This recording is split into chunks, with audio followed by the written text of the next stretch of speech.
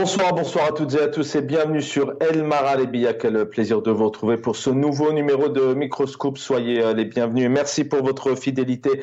Ce soir, dans le cadre de nos éditions, vous l'avez vu avec notamment à l'instant Fadient aux côtés de Nasser Djoudi, nous continuons donc cette couverture spéciale, la visite de la rapporteuse spéciale, l'experte et son rapport. C'est Mary Lowell qui vient de quitter hier notamment l'Algérie pour donc plusieurs journées, un rapport donc assez accablant tout de même sur la situation des défenseurs des droits de l'homme en Algérie. Donc l'Algérie doit cesser de s'en prendre aux défenseurs des droits de l'homme.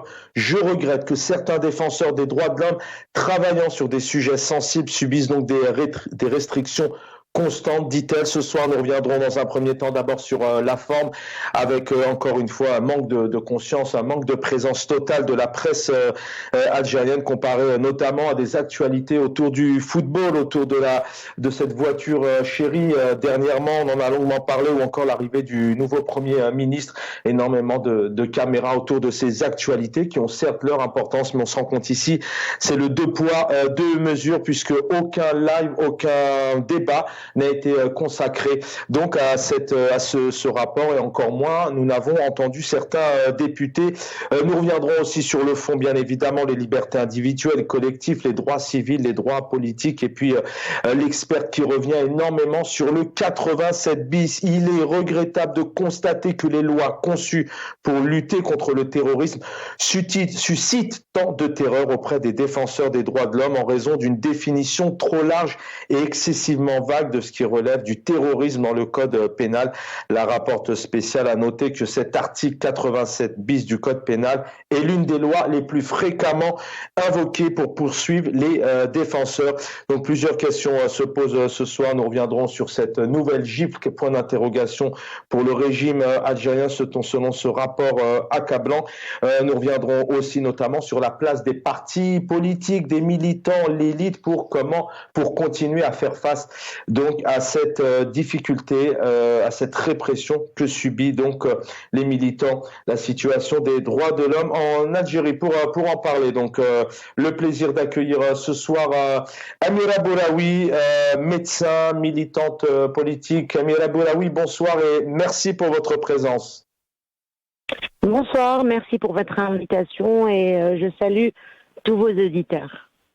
Merci infiniment. Avec nous, il est en Algérie important d'avoir aussi son expertise, opposant politique, militant politique. Asdine Toumi, bonsoir. Bonsoir mon ami Chaban, bonsoir à vos invités, bonsoir à tous les téléspectateurs. Merci de m'avoir invité à ce débat. Merci infiniment, vice-président de la Fédération internationale des droits humains, avocat, maître Rahmoun, bonsoir. Raïssa Rahmoun est avec nous ce soir. Bonsoir Asdine, docteur Bouraoui, aux téléspectateurs de El Marhalebiya, salam alaikum. Merci infiniment. Avant de revenir sur ce soir sur voilà ce que dit l'experte, voir un peu votre avis aussi sur son déplacement, sa présence. Asdine Toumi, d'abord sur la forme. Encore une fois, les médias ont fait fort puisque en Algérie, aucun média n'a daigné mettre sur la table ce rapport, cette présence, aucun parti politique, on va dire proche du pouvoir, en tout cas qui constitue l'Assemblée nationale en Algérie, n'a daigné vraiment mettre sur la table des critiques positives, des critiques négatives. On a encore vu des médias totalement absents, comparé peut-être aux nôtres où on essaie vraiment de parler de tous les sujets et parfois des questions qui fâchent, mais c'est important pour les téléspectateurs. Asdine Toumi, sur la forme. Mais d'abord, avant le rapport, on se pose la question comment l'Algérie a pu accepter et inviter deux rapporteurs en l'espace de 2 mois après une longue durée une longue période de refus. Donc, moi, je pense qu'il y a 2 éléments qu'il faut faire rappeler, qui ont pesé beaucoup. D'abord, l'élection de l'Algérie comme membre non permanent au Conseil de sécurité pour 2 ans, et puis aussi l'élection de l'Algérie au Conseil des droits de l'homme des Nations Unies. Je pense que l'Algérie s'est retrouvée dans une situation où elle était contrainte, à la limite gênée, d'être membre de faire partie de ces organisations et ne pas vouloir accepter leur venue. Donc elle était contrainte d'accepter, d'inviter ces deux rapporteurs. Après, elle savait que le rapport ne serait pas favorable, mais c'est sa manière de répondre à cette question épineuse qui, depuis des années déjà, a été à peine l'Algérie pouvait cacher les dépassements sur les droits de l'homme et les libertés en Algérie. Donc, il fallait qu'ils trouvent la solution. Donc, c'est leur stratégie. Ils ont invité ces deux rapporteurs. Après, vous savez, le rapport, comme celui du rapporteur de la dernière fois, il est défavorable au gouvernement. Mais tout le monde sait que ces rapports ne peuvent rien changer en fait à la réalité des choses en Algérie parce que c'est des rapports qui vont rester à ces niveaux-là. Il n'y a pas d'obligation d'application pour notre gouvernement. Mais aujourd'hui, ce qui est positif, c'est que ces rapports viennent quand même apporter encore plus de clarté et confirmer tout ce que disaient les militants, les opposants politiques sur l'état des droits de l'homme en Algérie, parce que le pouvoir a tout fait pour faire des militants des terroristes, pour faire des militants des voyous, pour faire de tout, des traîtres, etc. Et voilà la confirmation que c'est pas un mensonge que les droits de l'homme vraiment dans un état catastrophique en Algérie aujourd'hui. Il n'y a pas uniquement les libertés, la liberté d'expression, la liberté de la presse ou la défense. Il y a tous les autres droits. Le droit à une vie digne, le droit à l'accès à l'eau, l'accès à l'alimentation, l'accès à la santé, etc. De la situation du citoyen en Algérie, elle est vraiment dans un état qui fait vraiment peur pour l'avenir. C'est pour ça qu'il y a un climat d'inquiétude. Et puis sur le plan politique, je termine avec ce point. On va y revenir, mais on va revenir sur le plan politique. Vous venez d'évoquer, effectivement, c'est une question ce soir. Effectivement, vous parlez de contraintes que le pouvoir, le régime algérien a été contraint effectivement d'accepter ces deux visites. Mais justement, à l'inverse, je voulais vraiment aussi vous entendre sur la forme, Asdine Toumi. Voilà, aucun débat, aucun média n'a évoqué cette présence qui n'est pas rien tout de même. C'est l'ONU, on peut être d'accord, pas être d'accord, critiquer la pression de l'ONU, le poids de l'ONU, mais voilà, il y a une nouvelle experte qui vient en Algérie, les médias totalement absents, pas de débat contradictoire dans le sens aussi, et parfois peut-être des analyses contradictoires. Comment vous expliquez l'absence à l'exception tout de même de 3-4 microphones qui ont été présents timidement, une presse totalement absente tout de même, comparée à des événements qu'on a pu encore voir dernièrement. Par contre, il y avait une couverture sur sa visite à l'arrivée, ses réunions avec les différents responsables du gouvernement, etc. Il y avait une couverture. Après, bien sûr qu'ils ne couvriront pas le rapport, même s'ils le font timidement. Ils ne vont pas rapporter tous ces points. Ça fait partie du système de gestion de ces médias, que ce soit les médias étatiques publics qui sont complètement sous le contrôle des institutions de l'État, et puis même l'autre presse, soit audiovisuelle ou autre, ou écrite, qui aussi elle est devenue au service après du chantage, après les restrictions, etc., elle est devenue elle-même au service de l'État. Donc, ils ne peuvent pas évoquer ces questions-là. Donc moi j'ai vu que timidement il y avait il y avait certains sites électroniques, etc., qui ont parlé de ce rapport, mais c'est limite, c'était timidement. Mais par contre, ça venu parce que pour le pouvoir algérien, il est largement suffisant de dire que c'est voilà, on a invité les rapporteurs, ils sont là, ils rencontrent les militants en toute liberté, etc. Ça leur suffirait de mettre en avant cette image-là, cet acte-là, sans rentrer dans les détails, même si le rapport leur est complètement défavorable. Restez avec nous, Azdin Toumi, je sais que vous êtes très pris. Est-ce que je peux vous garder encore quelques minutes? Azdin Toumi, vous restez avec nous? Oui, je suis là. Merci infiniment, merci. Amira, avant d'entendre Maître Aïssa Rahmoun, Amira Bouraoui est avec nous. Merci de votre présence. Bon, je rappelle que vous êtes médecin. D'abord, vous avez été malheureusement contrainte de stopper votre activité parce qu'en Algérie, il est difficile de lier le militantisme et puis ses activités professionnelles. Je rappelle, voilà, vous êtes militante depuis plusieurs années, pas seulement depuis ces dernières années, notamment l'arrivée du pouvoir d'Abdelmadjid Tebboune dernièrement. Le 7 novembre dernier, vous avez pris 10 ans, vous êtes à l'étranger aujourd'hui, vous avez dû malheureusement quitter le pays que vous aimez parce que vous sentiez en danger. On rappelle que votre maman, voilà, on lui souhaite longue vie, qui a dépassé les 70 ans, a pris aussi 1 an avec sursis, entre autres 3 ans ferme pour Ali Takaïda, agent policier aux frontières, et puis Mustapha Benjma, donc qui a pris 6 mois ferme. Et puis si je ne me trompe pas, il y a aussi le taxi qui sont voilà, inculpés d'après le pouvoir algérien dans ce qu'on malheureusement ils ont appelé l'affaire Amira Bouraoui. Amira Bouraoui, bonsoir. Bon, j'espère que vous allez bien et vos proches aussi. Quand on entend cette experte encore une fois se déplacer, une nouvelle experte qui se déplace en Algérie avec un tel tableau, voilà, ça conforte tout de même les militants, les militantes comme vous qui dénoncent ça depuis plusieurs années. Alors, je vous remercie tout d'abord de vous enquérir concernant mes proches et tous ceux qui ont été impliqués dans ce qu'on a appelé l'affaire Amira Bouraoui.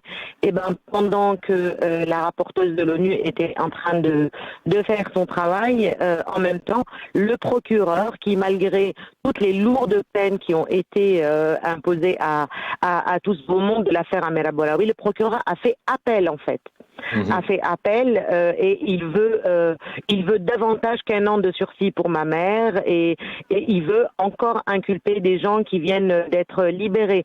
C'est-à-dire, je pointe du doigt les 2 poids 2 mesures entre la politique qu'on veut montrer, la politique étrangère, c'est-à-dire ouvrir ses portes à une rapporteuse de l'ONU, l'inviter, lui faire visiter quelques prisons, et entre la politique en interne qui est profondément répressive, et il n'y a pas de changement malgré le déplacement du premier rapporteur de l'ONU. Il n'y a pas eu de changement. Vous citiez le journaliste Mustapha Benjama qui est toujours en prison, Qadi Hassan qu'on a tendance à oublier et qui va faire 1 an en prison le 24 décembre prochain, oublié malheureusement par ses confrères en Algérie. Enfin, pas oublié, mais ils sont eux-mêmes dans l'autocensure, c'est-à-dire quand vous leur parlez dans le privé, ils condamnent ce qui est en train de se passer, mais ils n'arrivent plus eux-mêmes à s'exprimer parce que la majorité d'entre eux et ceux qui étaient engagés dans le Hirak, qui ont couvert le Hirak, ont fini par être interpellés. Et ce n'est pas que vous, en tant que militant, en tant que journaliste qui êtes sous la répression du gouvernement algérien, mais c'est tout votre entourage d'une manière ou d'une autre, c'est-à-dire que on va les empêcher ou de travailler, on va leur inventer des histoires d'impôts, c'est tout l'entourage familial, tout l'entourage amical aussi. Je rappelle que Mustapha Benjama en rien n'a été impliqué par rapport à mon départ, et mon départ a été décidé après l'emprisonnement du journaliste Qadi Hassan avec qui je travaillais à Radio M scellé. Il n'y a pas un seul média libre aujourd'hui qui parle de tous les militants qui sont aujourd'hui derrière les barreaux. Il n'y a eu aucun changement par rapport au premier rapporteur de l'ONU, et aujourd'hui, même après avoir lu attentivement le rapport de la rapporteuse de l'ONU, et c'est vrai qu'elle a pointé du doigt qu'aujourd'hui plein de lois qui, en fait, il suffit de s'exprimer en Algérie pour être accusé d'être un terroriste. La loi 87 bis, la 95, la 344 bis, c'est-à-dire qu'il suffit que vous ayez un propos critique sur les réseaux sociaux, et puis le lendemain, vous avez les policiers qui se pointent devant chez vous. Et puis toutes les répressions que vous subissez dans votre vie de tous les jours. Moi, en tant que militante, j'ai eu droit à 24 heures sur 24 des policiers qui étaient devant chez moi. Et ça, au bout d'un moment, c'est vrai que ça devient une pression, non pas pour vous en tant que militant uniquement, mais pour votre entourage aussi, que vous impliquez malgré vous. C'est intéressant ce que vous dites effectivement, pendant que une experte de l'ONU est présente, on s'acharne encore contre votre dossier, notamment contre votre maman qui est la plus âgée, à qui bien évidemment on présente nos salutations ce soir. Donc selon vous, d'un côté il y a on ouvre, comme l'expliquait très bien Asdine Toumi à l'instant, on ouvre ses portes, on accepte Monsieur Would cet été, cette experte irlandaise. On connaît le pouvoir algérien, en tout cas nous on le dit parce que voilà, c'est quand même d'après nos constats, nos analyses, les observateurs, c'est un pouvoir qui est dans le déni, qui se remet jamais en question lorsque les ONG sont présentes, les sénateurs, les penseurs, enfin on peut en citer les ONG, etc. Donc c'est quoi le rôle, à quoi joue ce pouvoir aujourd'hui, notamment en acceptant ces deux experts? C'est vraiment tenter le changement, l'apaisement, ou s'il y a une ruse, c'est peut-être se redorer le blason à l'international, c'est 2024 aussi, essayer de montrer aux Algériens qu'il met un peu de lest et que ça va, que les droits de l'homme s'ouvrent de plus en plus. Ce n'est pas aux Algériens qu'on veut transmettre le message, parce que si on voulait transmettre le message aux Algériens d'un certain apaisement, on aurait d'abord libéré tous les militants qui sont en prison depuis des années maintenant. Il y en a qui sont en prison depuis 2019, depuis le Hirak pour un statut Facebook. C'est des gens qui à aucun moment, parce que le leitmotiv du Hirak c'était le pacifisme, c'est-à-dire qu'il n'y a eu à aucun moment une quelconque violence. C'est-à-dire qu'il y a eu énormément de peuples qui ont manifesté par rapport aux crises économiques mondiales, etc. Mais il se trouve que le peuple algérien est sorti de manière pacifique. Il n'y a pas eu un seul carreau qui a été cassé pendant plus d'un an de manifestations de manière hebdomadaire. Ces gens-là sont en prison jusqu'au jour d'aujourd'hui. Il y en a qui sont en prison depuis 3 à 4 ans, depuis 2019. Il y en a même qui sont en prison depuis avant cela. Et ceux-là n'ont pas été libérés. Donc il est où l'apaisement? Le message n'est pas destiné au peuple algérien, n'est pas destiné aux militants algériens, n'est pas destiné à l'opinion publique algérienne. Il est destiné à l'opinion internationale d'avoir reçu une rapporteuse de l'ONU à qui on a ouvert 3 prisons. Elle a pu discuter avec quelques militants. D'ailleurs, je salue leur courage, parce que j'imagine la pression qu'ils vont subir d'avoir pu témoigner. Du coup, oui, on vous entend très bien. Pendant les décennies de militantisme que j'ai milité en Algérie, je ne me suis, et Dieu seul sait, à chaque fois qu'on s'est adressé à moi, que ce soit une ONG ou un rapporteur international ou quoi que ce soit, j'évitais de m'exprimer, parce que si vous vous exprimez face à un rapporteur de l'ONU, vous êtes systématiquement accusé par un pouvoir autiste. Si vous n'êtes pas avec lui, vous êtes systématiquement contre lui. C'est-à-dire que c'est un pouvoir, si vous vous adressez à l'international, vous êtes considéré systématiquement comme étant un traître, comme étant quelqu'un qui est contre la nation, contre l'unité nationale, et toutes les lois qui ont été votées depuis le Hirak afin de réprimer, de faire taire toute voix qui n'est pas d'accord avec ce pouvoir. Donc je salue leur courage et j'imagine la répression qu'ils vont subir dans les semaines qui viennent.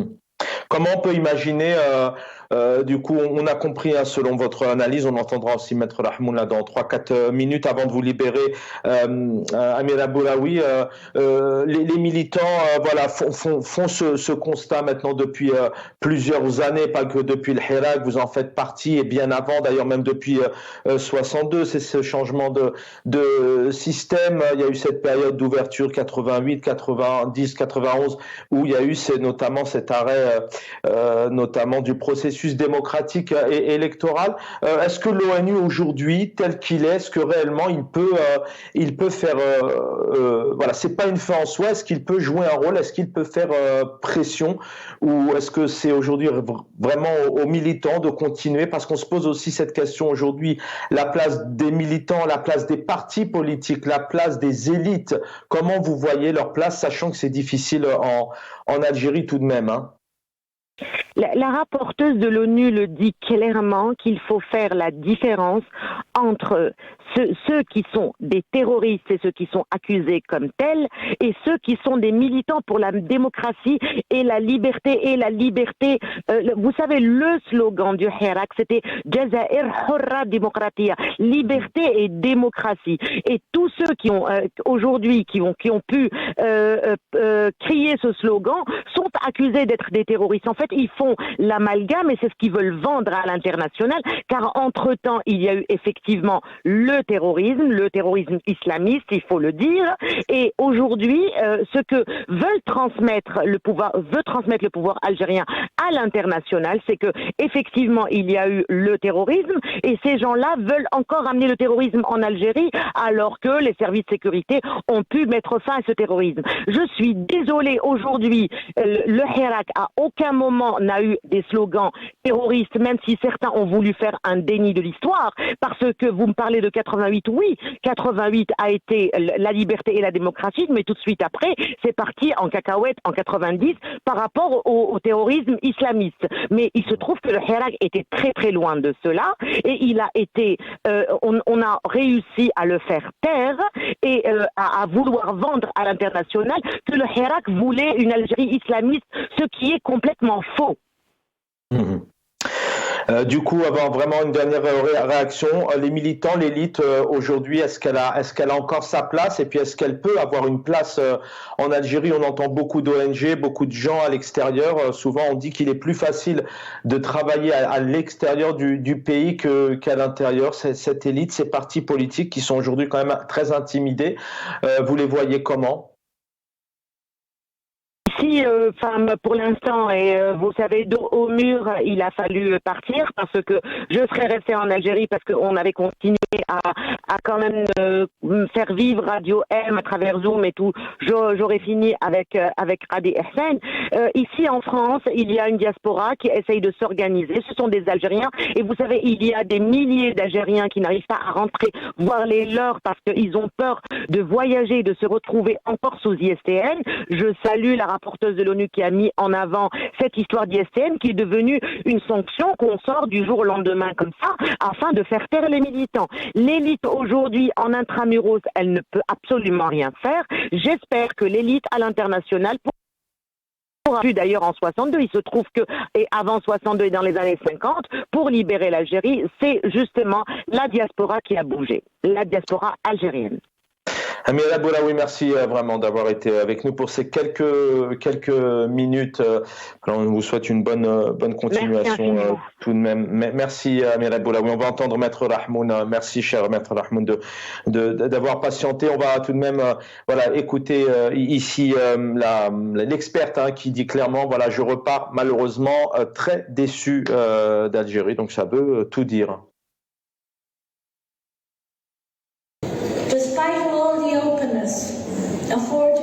على الرغم من كل الانفتاح الذي قدمته لي العديد من الوزارات الحكومية والتأكيدات المتكررة التي أتلقاها منهم بشأن وضع المدافعين عن حقوق الإنسان، فإنني أغادر البلاد بخيبة أمل بسبب الفرص الضائعة من أجل ترسيخ الاحترام الكامل لعمل وشرعية المنظمات الإنسانية. Maître Rahmoun est avec nous ce soir, vice-président de la FIDH. On va retrouver Azine Toumi dans un instant. Maître Rahmoun, d'abord, vous connaissez aussi bien les dossiers, vous connaissez le pays. Je rappelle que vous aussi, vous avez pris la décision de quitter pour des raisons de pression.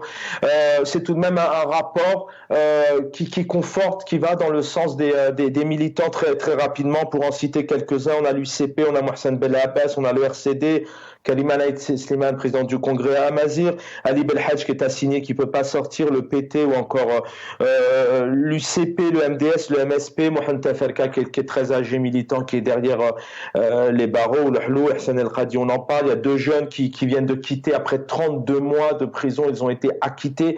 Yasser Ribah et Tahar Boutache, puis le RAJ et la Ligue algérienne des droits de l'homme, qui ont été notamment dissoutes, et malgré aussi qu'Abdelmajid Tebboune est appelé les lanceurs d'alerte sur la corruption, eh bien il y a Nordine Tounsi qui est derrière les barreaux, entre autres. Voilà, pour en citer quelques-uns.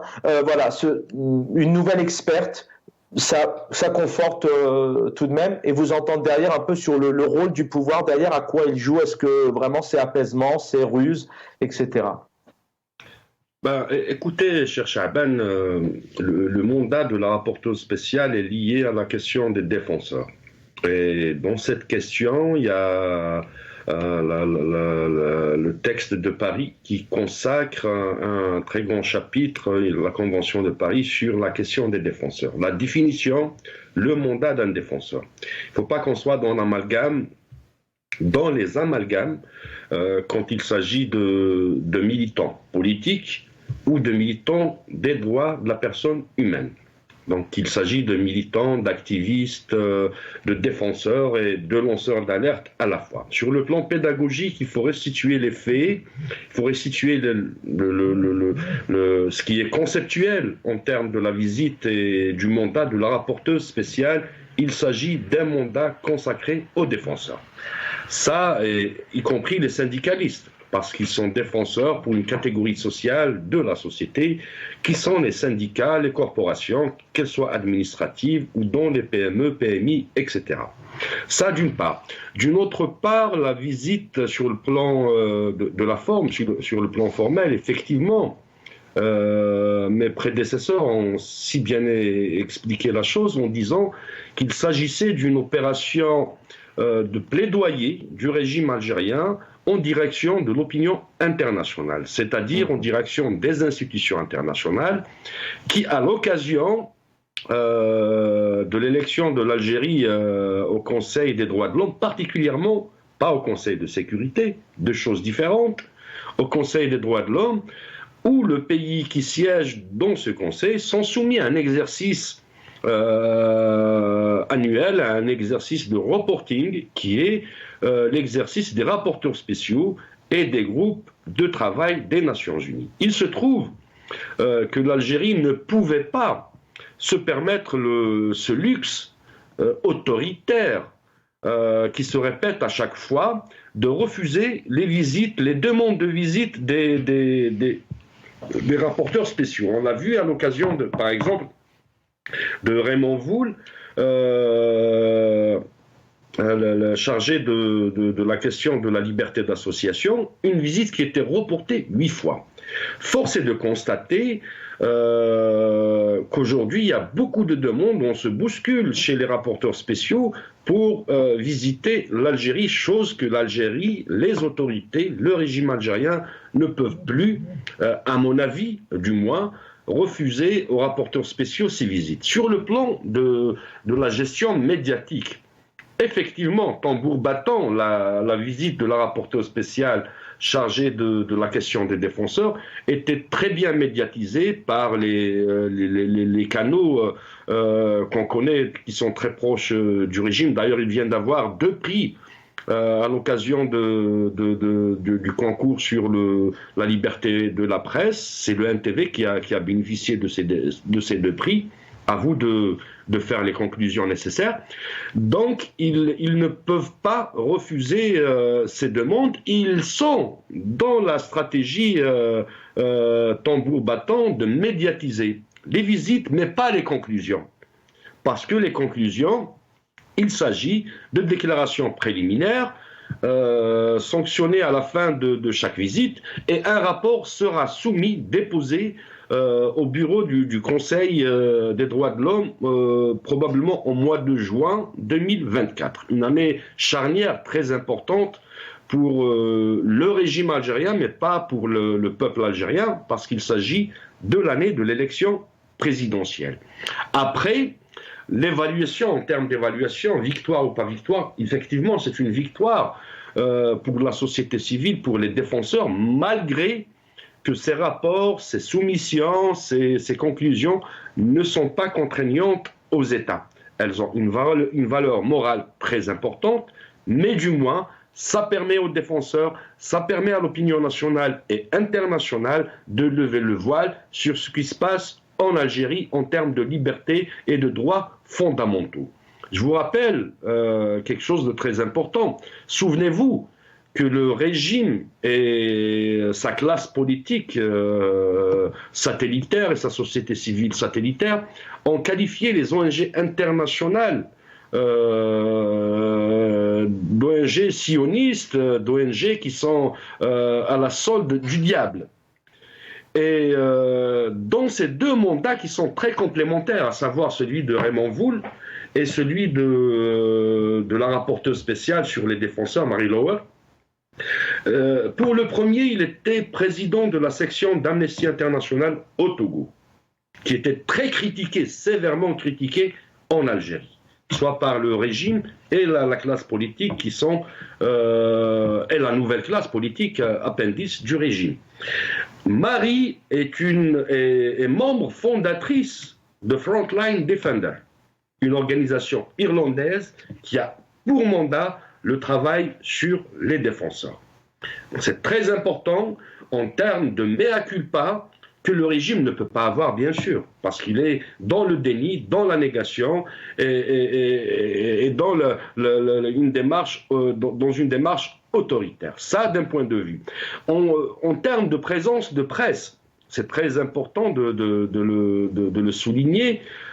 Moi, je me rappelle que seul Mara Rebia avait daigné de se déplacer à Genève et interviewer en espace d'1h20, consacrer une interview exclusive à Raymond Wool en vue de clarifier sa visite, son mandat, ses prérogatives et ses conclusions.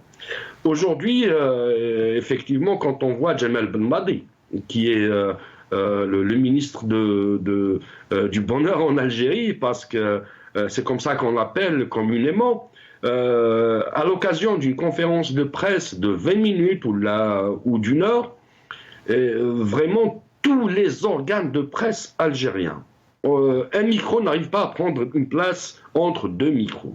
Et quand il s'agit de questions liées à l'existence, à l'aspect existentiel d'une population, d'un peuple, à son avenir politique, à son avenir civil et citoyen, on s'aperçoit qu'il y a une opération d'autocensure, comme disait Dr Bouraoui. Effectivement, aujourd'hui, il y a une autocensure qui s'exerce en Algérie par vos collègues, vos confrères Sichaben, même si le mandat est différent. Mais merci, restez avec nous. Effectivement, une belle interview, un entretien réalisé par mon ami confrère Nasser Djoudi, que vous pouvez retrouver sur notre page YouTube. Je reviens à vous dans un instant. Asdine Toumi, on va tout de même écouter ici l'experte irlandaise, qu'on le rappelle vraiment, est totalement indépendante, qui dit clairement que elle a rencontré des militants qui expliquent que les militants annulent leur rencontre par peur, et oui, la peur qui règne en Algérie.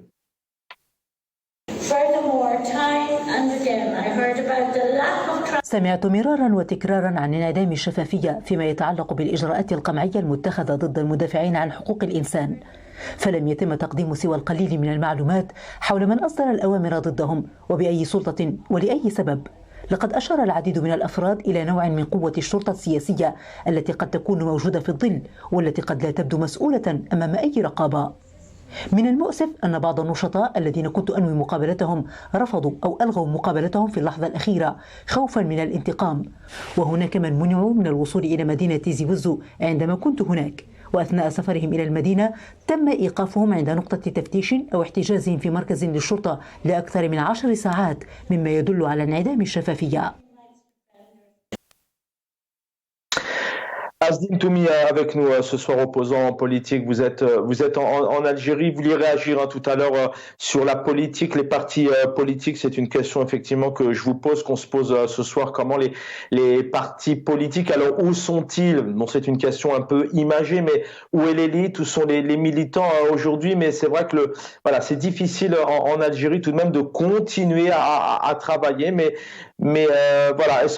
comment peut-on continuer justement à militer, à donner accès aux partis politiques, sachant qu'à l'instant, Mira Boulaoui effectivement faisait ce parallèle entre ce deux poids, deux mesures, où pendant qu'une experte donne des recommandations, trace ce bilan, il y a d'un autre côté un procureur qui demande encore plus de sentences, notamment à ses proches, dont le journaliste, dont sa maman, entre autres.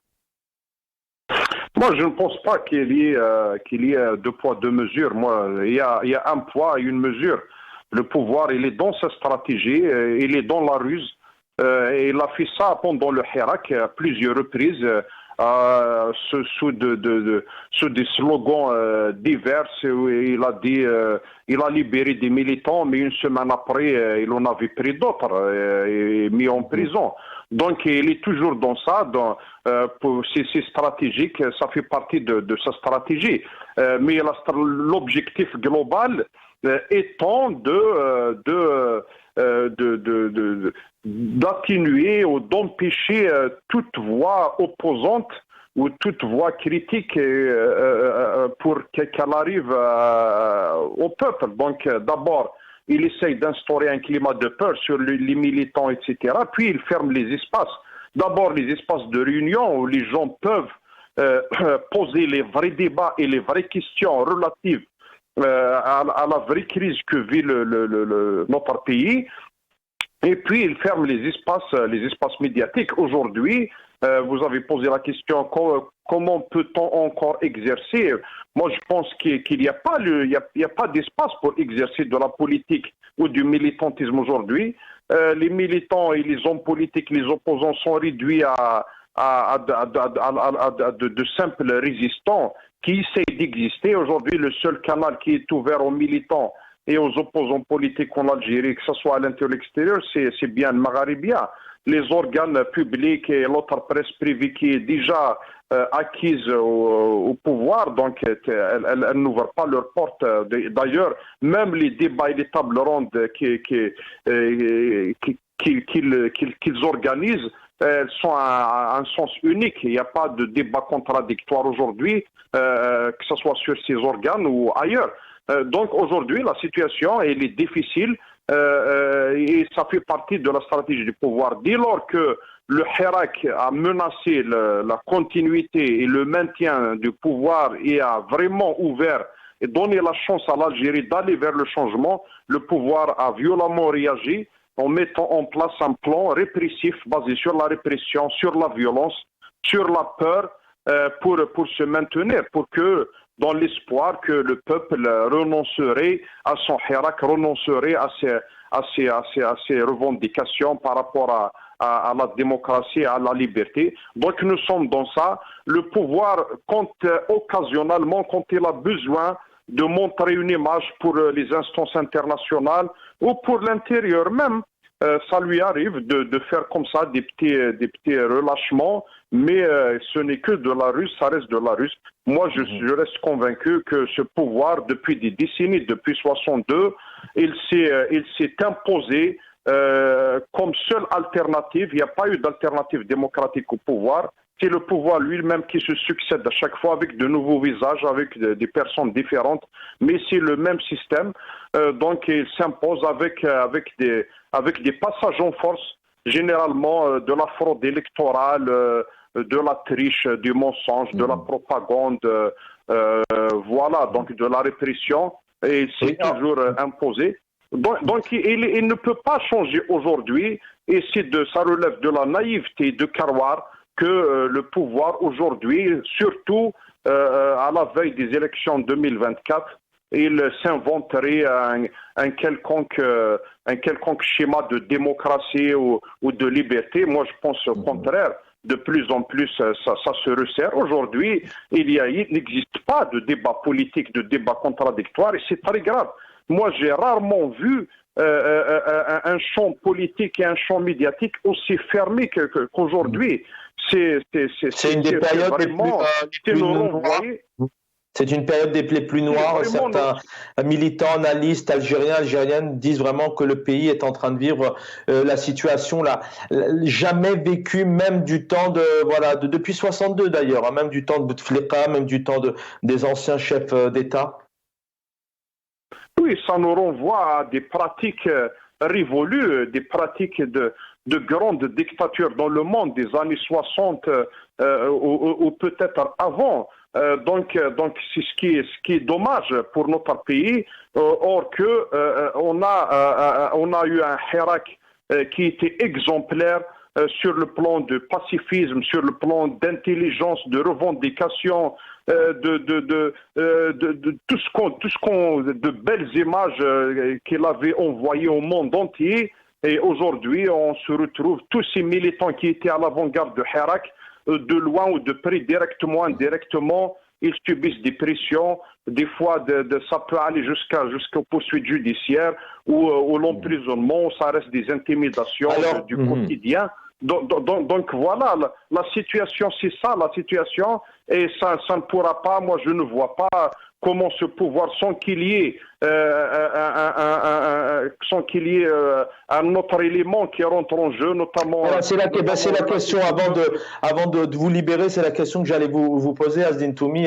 On a compris qu'aujourd'hui le pouvoir n'est pas prêt de changer, même de laisser sa place. On est à quelques semaines en Algérie d'une présidentielle, je le dis régulièrement, mais quand une présidentielle arrive, en général, 1 an, même parfois 2 ans après, c'est la spéculation, c'est les jeux de cartes, qui sera candidat, comment ça se passe, l'effervescence au sein des partis, des plateaux télé. En l'occurrence, aujourd'hui en Algérie, vraiment, c'est comme si une élection d'une telle importance ne se profilait pas.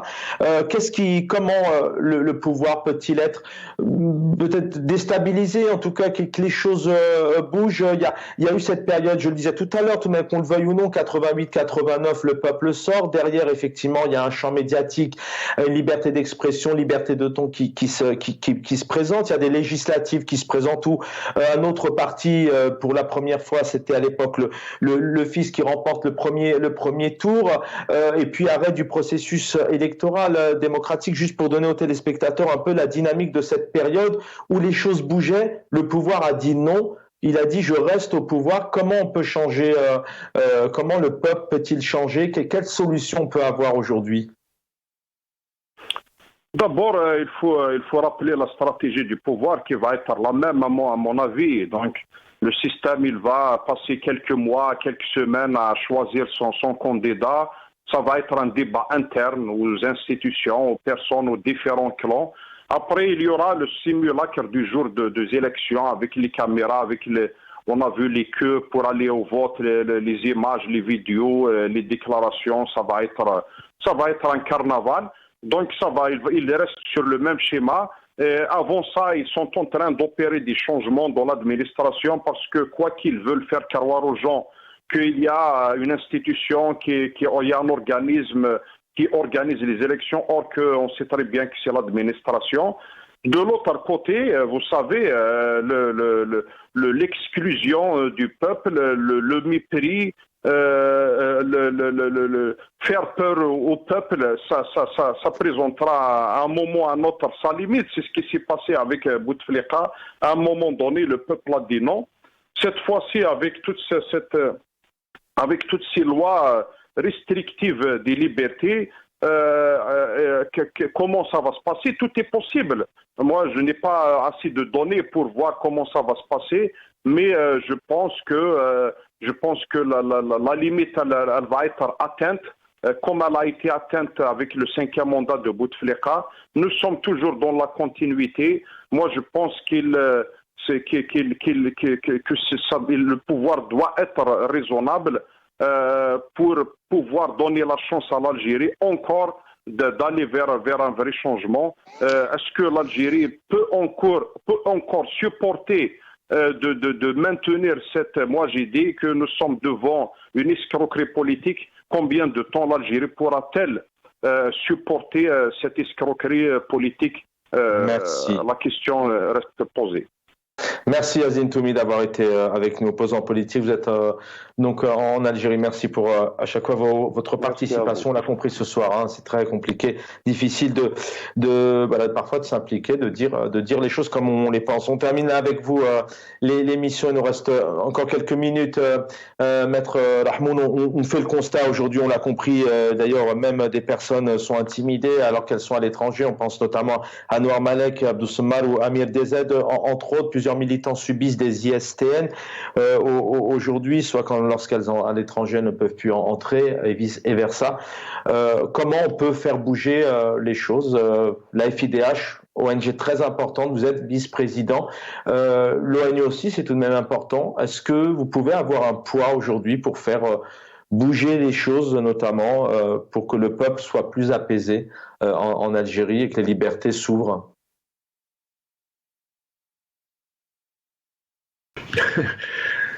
Permettez-moi de vous raconter une petite anecdote quant à la FIDH.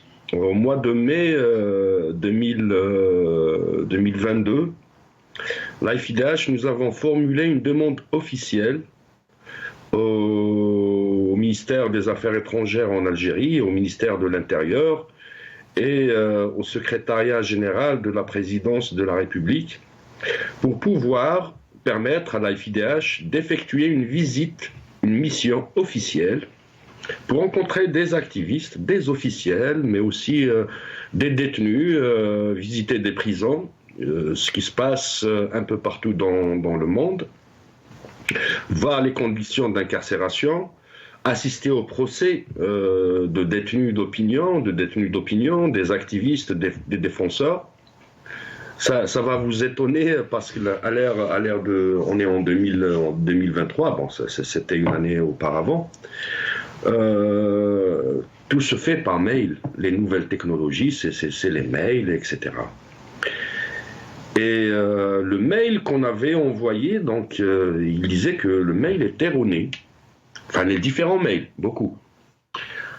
Après, il faut passer à la seconde étape de communication, qui sont les appels téléphoniques. Et au bout des appels, mes collaborateurs et mes collègues de la FIDH reçoivent des réponses claires. Il fallait nous saisir par fax. Ou trouver un fax à Paris. Ça n'existe plus. Ou trouver un fax à Genève, ou trouver un fax à Oslo, ou trouver un fax à Dublin, ou trouver un fax à London. Puis la question qui se pose, qui possède un fax aujourd'hui? On finit par trouver un fax. On envoie les mêmes demandes. À ce jour, on n'a eu aucune réponse. La question qui se pose, est-ce que vous considérez en Hollande, qui vient de voir l'extrême droite passer au pouvoir, et une extrême droite anarchique, est-ce que vous imaginez que les opposants hollandais, que ce soit dans la société civile ou dans la classe politique, demandaient refuge en Algérie, à Tunis, à Casablanca, au Caire, à Beyrouth, à Bogota, à Niamey, à Pretoria? Quand vous allez voir en Pologne des opposants à l'extrême droite polonaise qui ont intégré le pouvoir, est-ce que vous imaginez que des opposants polonais demandent refuge politique et l'asile politique et la protection internationale dans les pays de la rive sud de la Méditerranée? C'est impossible. Même chose pour l'extrême gauche en France. On ne trouve pas ça chez les autres pays. Et aujourd'hui, force est de constater que l'opposition, et je rejoins Amira Bouraoui dans ce qu'elle disait tout à l'heure, que l'opposition algérienne, la société civile algérienne, quand elle veut construire son pays, souvent ils se retrouvent réfugiés. Et là, Chaban, je pense que je vous fais une proposition pour le Maghrébien. À chaque émission, il faut faire un focus sur un détenu d'opinion. Et aujourd'hui, j'en profite pour faire un focus pour Mohamed Teferka. Mais je l'ai cité, hein. Je l'ai cité tout à l'heure. On l'a cité, on le cite souvent. Hein. Il faut le mettre en valeur, mais pas que.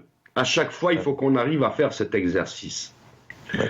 Pour enlever, pour détruire l'anonymat sur des activistes, des militants, que Riposte International, effectivement, avait défendu à travers son président Ali Aïdjoudi, qui ont rendu public l'information sur Mohamed Taferka, qui gère une association, qui est président d'une association Taferka à Paris, qui était le siège de toutes les diasporas qui sont réfugiés, exilés en France.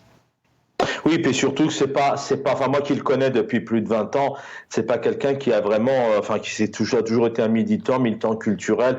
Mais vraiment, chaque soir, on essaye, c'est la volonté vraiment de la direction de la chaîne, chaque soir, on essaie vraiment de revenir tout sur ces militants, et parfois, on va citer un journaliste, mais ça veut dire, qu'on pense vraiment à tout le monde. Juste avant de terminer les 2 dernières minutes avec vous, je voudrais ici qu'on écoute tout de même la porte-parole, la rapporteuse, hein, l'experte qui dit clairement, qui nous dit clairement, faut traiter l'opposition comme partenaire et non comme ennemi. On l'écoute et je vous fais réagir juste derrière. On se quitte, Maître Rahmoun. إنني أشجع الحكومة الجزائرية على النظر إلى المدافعين عن حقوق الإنسان كحلفاء وليسوا كتهديد محتمل لاستقرار البلاد. إنني أرى سببا للأمل في توجيه دعوة لي للقيام بزيارة في المقام الأول، وحيث تشير الحكومة بوضوح إلى انفتاحها على المشاركة بشكل صحيح في قضايا المدافعين عن حقوق الإنسان.